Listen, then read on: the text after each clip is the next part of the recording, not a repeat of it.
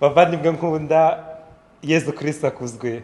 Icyumweru cyiza, nanone turahuye uyu munsi, Imana itwongere ku buzima bwacu kugira ngo twongere tuganire ku ijambo ry'Imana.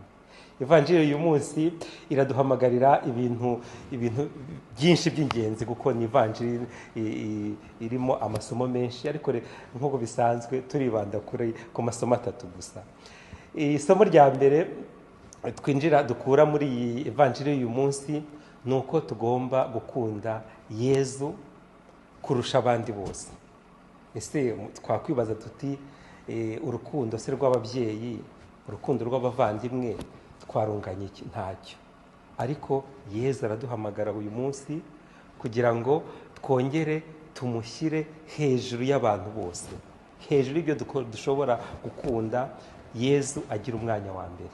Icyo ni twiga bwa mbere mu ivanjiri y'uyu munsi. Icya kabiri rero, umusaraba. Ubuzima bwacu se bumeze bute?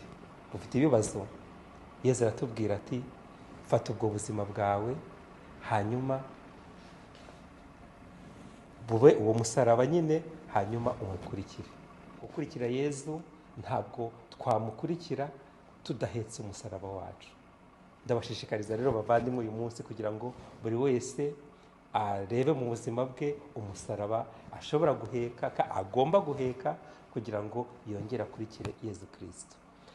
Icya gatatu twiga rero mu ivanjiri uyu munsi ni ukugira ubuntu, kandi tubugirira abavandimwe nyine twungutse muri Yezu Kristu. Ngo uzaba yarahaye ikirahuri cy'amazi afutse, muri abo ngabo baciye bugufi abigirira jyewe, ngo uwo nguwo nyine ni inshuti yanjye.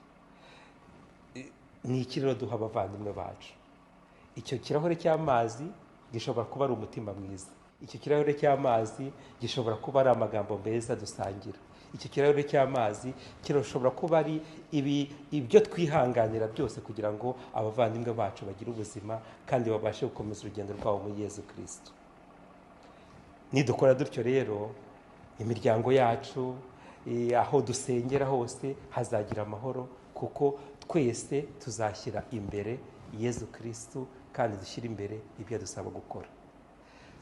Nk'uko rero twabigejeje ku cyumweru gishize, mbasigiye uyu mukoro.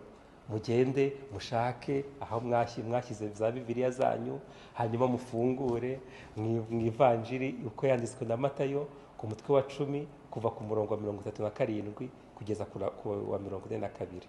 Buri wese agerageze ashakira umwanya ijambo ry'Imana mu buzima bwe, kuko tudafite ijambo ryayo ntacyo twageraho, nta nubwo ndetse twashobora gukunda Yezu ku buryo burengeje ibindi byose twakunda. Imana rero ikomeze baherekeze kandi bahe umugisha wayo, ku izina ry'Imana Data na Mwana na Roho Mutagatifu. Amen.